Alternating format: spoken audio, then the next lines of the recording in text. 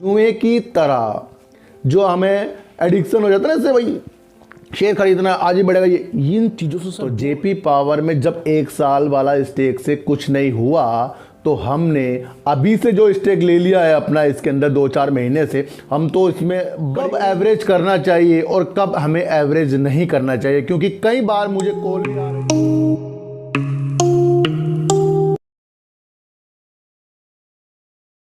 नमस्कार, मैं स्वागत करता हूं आपका अपने ही चैनल में जिसका नाम है सार्थक बाजार से। और आज बात करते हैं सर यस बैंक की, जेपी पावर की, और एक ऐसे शेयर की जिसका जुड़ाव जेपी पावर से बहुत पहले यानी कि 22 मार्च 2021 को जुड़ चुका था।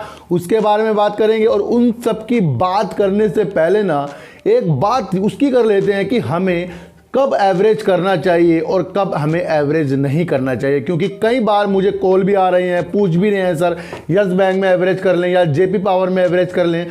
तो मैं आपको एक चीज़ बताता हूँ कि सर एवरेज करने के भी मेथड होते हैं, और उस मेथड को अगर आपने समझा तो आप कहीं ना कहीं फ्यूचर में प्रॉफिट ले सकते हैं, क्योंकि जो भी चीज़ें मैं यहाँ बताता हूँ सब चीज़ें आजमाई हुई होती हैं। अगर उस पर आपने दिमाग लगाया तो आप काफ़ी ऊपर तक जाएंगे सर। मान लो किसी ने सर यस बैंक को 30 रुपये में बाय कर रखा है और अब शेयर सर आपका 12-13 रुपये में चल रहा है, तो यहाँ पर हमें बिल्कुल भी एवरेज नहीं करना चाहिए जो 30 में लेकर बैठे हैं या उससे ऊपर लेकर बैठे हैं। क्यों नहीं करना चाहिए? क्योंकि शेयर सर इतना नीचे है यहाँ पर, तो और रिटेलर भी इसके अंदर इन्वेस्ट करते रहे होंगे, क्योंकि जब शेयर प्राइस नीचे आता है ना तो हम एवरेज नहीं कर रहे हैं, हमारे अलावा और भी एवरेज कर रहे हैं, और उसके अलावा सर इसमें रिटेलर भी शेयरों को ले रहे हैं। तो जब सबके सब शेयरों को नीचे के भाव में लेते हैं ना तो वो उसका ऊपर जाना बड़ा मुश्किल हो जाता है। तो जिसने भी ऊपर के भाव में यस बैंक को या किसी भी शेयरों को ले रखा है तो वो बिल्कुल भी नीचे के भाव में एवरेज ना करें। एवरेज कब करना है सर? जिसने 30 रुपये में लिया है ना उसको तो होल्ड करना है, उसे इंतजार करना है कि ये 20-25 पे कब आए, बस वहीं पर इंतजार करो। वहां पर अगर आप एवरेज करते हो तो आपका एवरेज बहुत सेट बैठता है। अगर आप नीचे की तरफ एवरेज करते हो ना, एक तो आपका बहुत अमाउंट लग जाएगा, और फिर जब आपका अमाउंट ज़्यादा लग जाएगा ना, शेयर ऊपर नहीं जाएगा ना, फिर आप लॉस में उसे बेचकर निकल जाओगे। जब भी शेयर प्राइस नीचे होता है ना तो वो एवरेज करने के लिए आपका दिल नहीं कह रहा है, आपका दिल करवाया जाता है कि आप उसमें एवरेज नीचे की साइड करें। ध्यान रहे, जब भी शेयर आपका बहुत ज़्यादा नीचे की तरफ, उसमें एवरेज करना बिल्कुल बंद कर दें, और उसमें सिर्फ न्यूज़ का इंतजार करें कब पॉजिटिव न्यूज़ आएगी, या उसका इंतजार करें कब वो शेयर प्राइस ऊपर की तरफ जाएगा। एक तो बात सर यहाँ पर ख़त्म होती है। दूसरी बात, अगर आपने किसी भी शेयर को ले लिया है, यानी कि आपने 500,000 क्वांटिटी किसी भी शेयर की ले ली है, वो आपके प्राइस से ऊपर चला जाता है, यानी कि आपने 21 रुपये में लिया तो वो 23-24 में चला जाता है, और उसमें आपको संभावना बहुत अच्छी दिख रही है कि ये और ऊपर जा सकता है, इसकी शेयर और ले लूँ। बिल्कुल भी वहाँ पर आपको शेयरों को बाय नहीं करना चाहिए, क्योंकि अगर आपने ऊपर की साइड बाय करा तो फिर आपका एवरेज और ऊपर की तरफ बढ़ जाएगा। वहाँ पर तो अगर आपको एवरेज करना है तो पहले उसका प्रॉफिट ले लो, फिर उसके बाद इंतजार करो कि वो शेयर कब नीचे की तरफ आता है। ऐसे कभी भी मत करना सर, बहुत आपको नुकसान होगा। इसको आप आजमा के भी देख लेना कि अगर आपके प्राइस से शेयर ऊपर चला गया, आप सोचते हो मैं और ज़्यादा खरीद लूँ, तो इसके अंदर और ऊपर जाके संभावना अच्छी बन जाएगी। बिल्कुल भी नहीं, मार्केट को अलग ढंग से आपको देखना आना चाहिए। तो नीचे के भाव में जब शेयर होता है एवरेज नहीं करना है, आपके प्राइस से ऊपर होता है एवरेज नहीं करना है। एवरेज कब करना है? जब आपके प्राइस से शेयर 5 से 7 रुपये नीचे हो, तो तब आप एवरेज कर सकते हो। वैसे तो आपको वेट करना चाहिए, और वेट के अनुसार ही आपको सब कुछ अच्छा लगता है। तो बात करते हैं सर जेपी पावर की, और जेपी पावर को आज हमने क्यों अलग ढंग से लिया है? वो इसलिए लिया है कि अगर इसकी हम जड़ पकड़ लें तो हम इसमें से प्रॉफिट ले सकते हैं सर। जड़ क्या है सर? हमें इसमें यह चीज़ देखनी चाहिए कि जेपी पावर जो काम करता है, जैसे हिमाचल प्रदेश में बड़ी बड़ी पहाड़ियों में जो इनका प्रोजेक्ट चल रहे हैं उसके अनुसार ये काम करता है। अभी इन्होंने 214 किलोमीटर की एक परियोजना का हिमाचल में किया है, उसकी वजह से जो वहाँ पर बिजली उत्पन्न होगी उसको सर ये हिमाचल प्रदेश में, हरियाणा में, पंजाब में, उत्तर प्रदेश में, राजस्थान में ये बिजली वहाँ पर देंगे। पॉजिटिव है सर, ये पिछली न्यूज़ है। लेकिन इसके अंदर सर गिरावट के जो सिलसिले शुरू हो गए हैं, वो आपको बड़ा पछता रहे होंगे। लेकिन मैंने कहा था जहां गिरावट के सिलसिले शुरू हो जाते हैं वहीं से पॉजिटिव के सिलसिले उनके लिए शुरू हो जाते हैं जो गिरावट का इंतजार करते हैं, जैसे कि हम लोग गिरावट का इंतजार करते हैं। लेकिन मैं आपको एक चीज और बता दूं, इसमें संभावना कहां तलाश करनी चाहिए। जब 22 मार्च 2021 को 74% stake power grid limited company ने इसके अंदर ले लिया था, तो संभावना हमें वहां पर तलाश करनी चाहिए।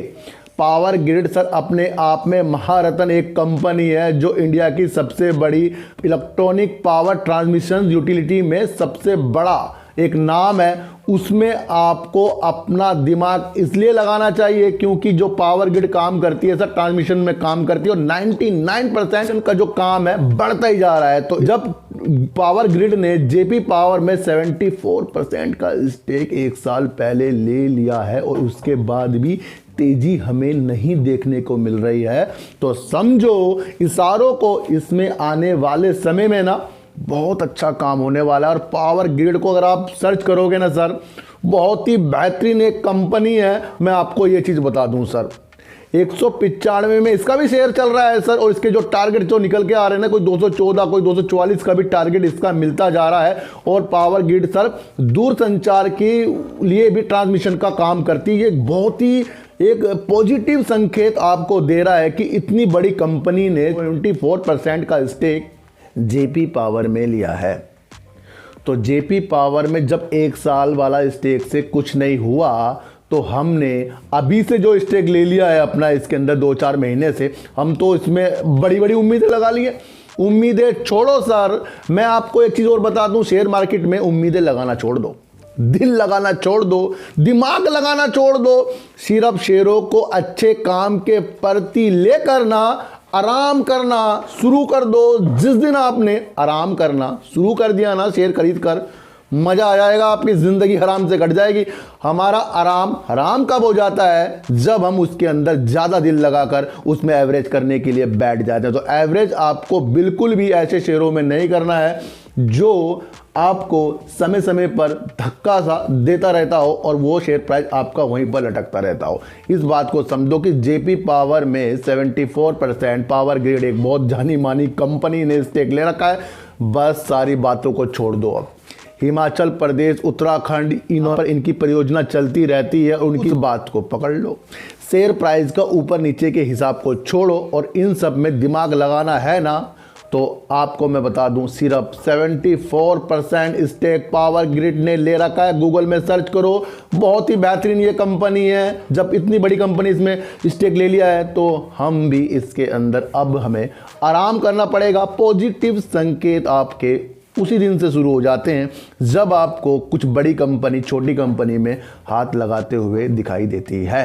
तो बात करते हैं सर यस बैंक की, और यस बैंक ने काफ़ी लोगों का दिल तोड़ा है। काफ़ी लोगों ने इसके अंदर एवरेज करने का मन बनाया और एवरेज करने के बाद भी उनको घाटा ही घाटा इस शेयर में होता जा रहा है। मैंने कहा था कि बैंक में जो भी पॉजिटिव संकेत आते रहते हैं वो काम को और काम के प्रति बैंक को मजबूत बनाने के लिए आते रहते हैं। चाहे वो एआरसी की टीम बना रहे हो, एआरसी के लिए कमेटी गठन कर रहे हो, कुछ भी काम यस बैंक में हो रहा है तो उसके अंदर वो रिपेयर हो रहा है। और जब हम उस बैंक को काम करने देंगे तो हमें इसके अंदर अच्छे बेनिफिट मिलेंगे ही मिलेंगे। डिजिटल सेविंग अकाउंट में यस बैंक ने एचडीएफसी से भी ऊपर जाकर अपनी एक ग्रेड बना ली है, यानी कि उसे 5वें नंबर पर यस बैंक को रखा गया है। सबसे पहले नंबर पर सर एसबीआई है, बाकी आप लिस्ट देख सकते हैं, लेकिन हमें तो सिर्फ यस बैंक की तलाश है और उसने एचडीएफसी से ऊपर सेविंग, डिजिटल सेविंग में अच्छा एक मुकाम बनाया है। इससे क्या प्रतीत होता है सर? इससे प्रतीत होता है कि यस बैंक में कदम तो अच्छे के लिए बढ़ा दिए हैं, लेकिन सिर्फ काम एक है, वो है शेयर प्राइस नहीं बढ़ रहा है। तो इस शेयर में भी आपको आराम करना पड़ेगा। अभी एक हालिया एक रिपोर्ट आई है कि जिसमें रेटिंग एजेंसी ने, मूडीज ने इसकी रेटिंग को B2 कर दिया है। उसके लिए भी आपको अच्छी सी एक संभावना इसमें तलाश करनी चाहिए और इस बैंक को स्टेबल कर दिया है। अच्छी सी एक रेटिंग इस बैंक के लिए आ गई है। तो जब सब चीज़ अच्छे के लिए हो रही है तो समझिए सर मैं बार बार कहूंगा, आपको यस बैंक में समय देना पड़ेगा और समय ही सबसे बलवान होता है। मैं आपको बता दूं सर, जहां आपने समय का सही टाइम पे यूज करना सीख लिया, डिसीजन सही टाइम पे ले लिए ना, शेयर मार्केट में तो पैसा कमाओगे ही, जिंदगी में भी आप पैसा कमाकर ही उठोगे। मैं आपको बता दूं, जुए की तरह जो हमें एडिक्शन हो जाता है ना, इससे भाई शेयर खरीदना आज ही बढ़ेगा, ये इन चीज़ों से सर दूर हो जाओ। अपने माइंड पे शेयर मार्केट को बिल्कुल हावी होने मत दो। इसके अलावा भी और काम हैं जिससे लोग अमीर होते जा रहे हैं। बिजनेस में, नौकरी में, किसी भी काम को करने के लिए आपके अंदर एक क्षमता होनी चाहिए। वो क्षमता होती है अपने लालच को कम करना। जिस दिन आपने अपने लालच को कम कर दिया, सारे बिजनेस में आप सफल हो, घर पे आप सफल हो, शेयर मार्केट पे आप सफल हो। अपने सिर पर शेयर मार्केट को ज़्यादा हैवी मत होने दो और सपने देखने मार्केट में बंद करो और एवरेज सही टाइम पे करो। हर चीज़ सही टाइम पे करोगे तो शेयर मार्केट भी बहुत अच्छा है सर। दुनिया का जो शेयर मार्केट में अमीर आदमी है ना सर, वॉरेन बफेट, उन्होंने क्या किया है? उन्होंने किसी कंपनी में काम नहीं किया है, काम कर रहे हैं कोई और। उन्होंने सिर्फ कंपनी में शेयर खरीदे हैं और जब उन्होंने कंपनी के शेयर खरीद के वो इतने अमीर हो गए हैं कि वो अंबानी से भी अमीर है। जब कोई शेयर खरीद के अंबानी से भी अमीर है तो शेयर मार्केट तो एक पॉजिटिव संकेत है। उन्होंने कितने हल्के में लिया है सर। तो ये चीज़ बता रहा हूं कि आप हल्के में जब लोगे तो आप भारी हो जाओगे। इतनी सी बात आप मेरी सुन लो। और जेपी पावर में पावर ग्रिड वाली जो न्यूज़ है ना, पुरानी है लेकिन इसको टक्कर बैठ जाओ, क्योंकि काफ़ी लोग कहते हैं जेपी पावर में वीडियो बनाओ। सर जेपी पावर में वीडियो तभी बनेगी जब ठोस संकेत हमें दिखाई देंगे, और ये ठोस संकेत हमें पुराने पन्ने पलटने पर दिखाई दिए हैं। जो 74% इसका स्टेक आ रहा है नज़र, उस पे ही हमने आज वीडियो बनाई है जो हमें मजबूत कर रही है और मुझे भी कह रही है कि अब इसके शेयर हमें लेने चाहिए। तो सर चीटी को आटा दीजिए, गाय को रोटी दीजिए और अपने बच्चों को ज़्यादा से ज़्यादा प्यार कीजिए, क्योंकि बच्चे आपकी मासूमियत से किस्मत पलटेंगे। तो फिर मिलेंगे आपसे नई वीडियो के साथ, जब तक के लिए नमस्कार।